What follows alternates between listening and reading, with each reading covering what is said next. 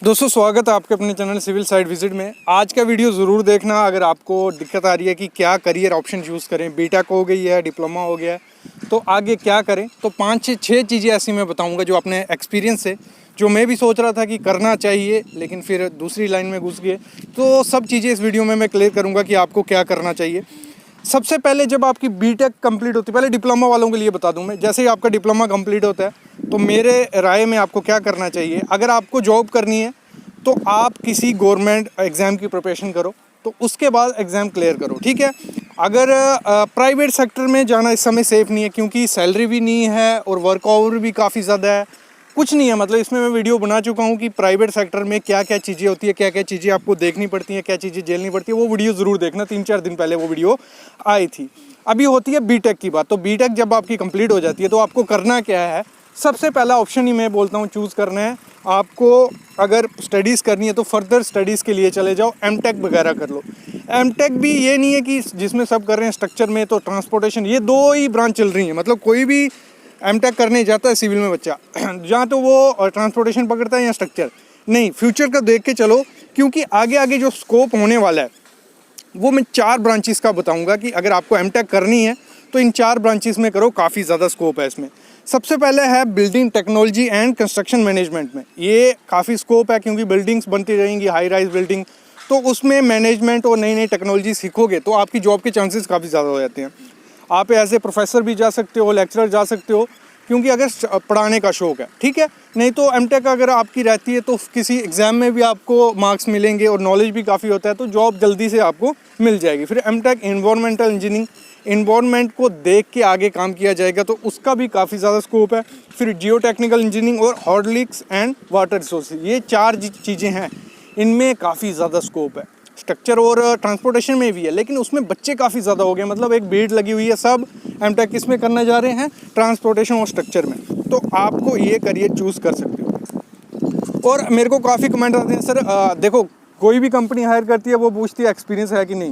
देखो कंपनी को क्या चाहिए, वो आपको सैलरी देगी तो कुछ आप उनको आउटपुट तो देना मांगता है उनको, तो वो नहीं दे पा रहे हो। तो इसीलिए आपको क्या करना है, विदाउट एक्सपीरियंस आप कैसे जॉब पा सकते हो। पहले तो चीज़ ये है कि आपको चूज़ करना पड़ेगा कि आपको किस फील्ड में जाना है। एग्जीक्यूशन में जाना है, स्ट्रक्चरल डिज़ाइन में जाना है, सर्वेइंग में जाना है, एस्टिमेशन, प्लानिंग, कॉस्टिंग, मैनेजमेंट, किस में एक वे पकड़ो, एक रास्ता पकड़ो कि मेरे को ये करना है, तो बस उसी पे लग जाओ, उसी की प्रिपरेशन करो, उसी पे कोर्सेज करो, उसी पे इंटर्नशिप्स करो। क्योंकि आजकल ऑनलाइन भी काफ़ी कोर्सेज हैं, ऑफलाइन भी आपको मिल जाएंगे, इंटर्नशिप मिल जाएंगी। मतलब सीखने की कमी नहीं, आप सीखने वाले बनो, आपको काफ़ी चीज़ें सिखा दी जाएंगी। बस आपको एक क्या करना है, एक चीज़ ध्यान देनी है, आपको एक रास्ता पकड़ना है, एक वे पकड़ना है कि मेरे को ये करना है। तो उसी फील्ड पे चलते जाओगे तो आपके पास एक्सपीरियंस भी आ जाएगा। जॉब का एक्सपीरियंस नहीं होगा लेकिन स्किल और नॉलेज होगा। और वहाँ जब आप इंटरव्यू में बैठते हो, वहाँ आपको ये नहीं बोला जाता कि आपके पास जॉब का एक्सपीरियंस है, नहीं। वो देखते हैं कि अगर आपके पास एक्सपीरियंस नहीं है तो उनको पता है कि एजुकेशन सिस्टम कैसा है हमारा, तो कॉलेजेस में इन्होंने क्या ही पढ़ा होगा, फिर भी वो आपको इंटरव्यू क्वेश्चन पूछते ही हैं। लेकिन आपके पास अगर skill, knowledge, specification, technical skills होंगी, आप जब इंटरव्यूअर को जो आपको क्वेश्चन करेगा उसका जवाब दोगे तो उसको लगेगा नहीं इसके पास जॉब एक्सपीरियंस नहीं है लेकिन नॉलेज है। और उनको क्या चाहिए, नॉलेज चाहिए। बाकी जो एग्जीक्यूशन का नॉलेज या फील्ड का नॉलेज आप 2 से 3 महीनों में कैप्चर कर लोगे अगर आपके पास स्किल्स होंगी। तो वही कहने का मतलब ये है कि आपको क्या करना है, एक अपना वे बनाना है, उसकी स्टडी करनी है, कोर्सेज करनी है। आजकल इतना सारा पढ़ने का नॉलेज है ना, आपने थक जाओगे पढ़ते पढ़ते। तो क्योंकि जो भी नॉलेज चाहिए आपको वो कहाँ से मिल जाएगा, आपको गूगल से मिल जाएगा, यूट्यूब से मिल जाएगा, और भी काफ़ी कोर्सेज हैं, इंटर्नशिप है, बस आप पढ़ना चालू करो। अगली चीज़ है, आप एज ए कॉन्ट्रैक्टर, मतलब जैसे आपकी बीटेक कंप्लीट होती है, एज ए कॉन्ट्रैक्टर अपना कार्ड बना लो।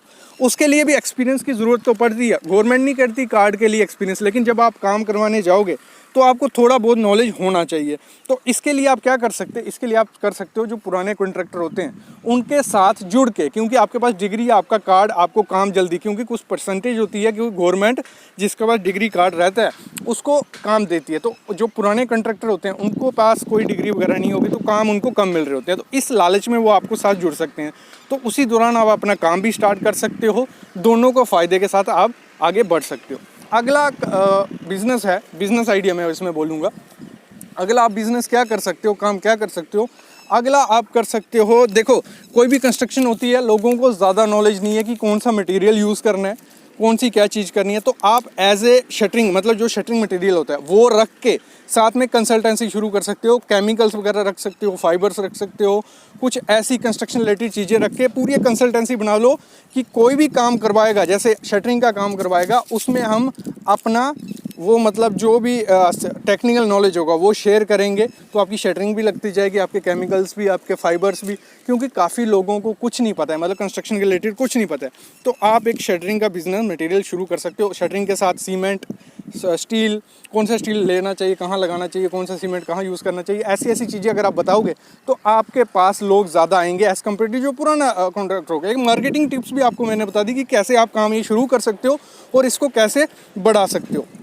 अगली चीज़ है, आपने ये कंसल्टेंसी फर्म शुरू कर दो, क्योंकि मैंने कहा कुछ भी काम खोलोगे आपको नॉलेज होना चाहिए। अगर आपके पास अभी आप बीटेक हो, आपको नॉलेज नहीं है, आपको क्या करना है, आपको सीखनी है 3-4 चीज़ें, रिविट हो गए, स्टैट प्रो हो गया, ऑटोकैड हो गया, अच्छे से मतलब एग्जीक्यूट करने वाली, कि आप किसी का प्लान बना सको, किसी का नक्शा बना सको।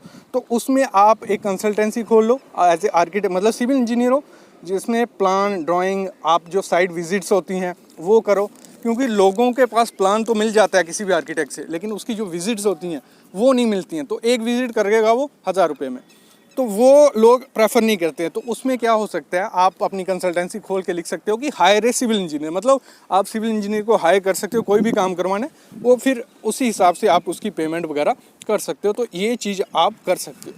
मतलब ये 4-5 चीज़ें आपको क्या है, मैं इस वीडियो को बनाने का एक ही महत्व था, मतलब था कि आपको एक वे पकड़ना है कि आपको करना क्या है, उसके बाद आपके पास जॉब्स ही जॉब्स होंगी।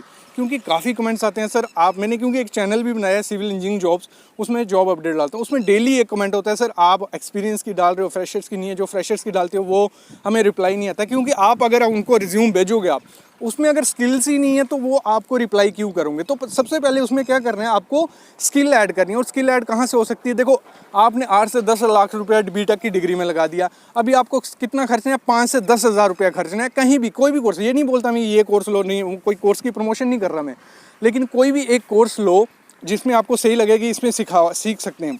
तो 5 से 10 हज़ार रुपये किसी कोर्स पे लगाओ, अच्छे से सीखो, क्योंकि आप पैसा दे रहे हो तो उससे आउटकम भी लो। मतलब क्वेश्चन उसमें क्या होता है, कोई भी कोर्स रहता है उसमें क्वेरीज रहती हैं, कोई भी डाउट होता है आप क्लियर करो।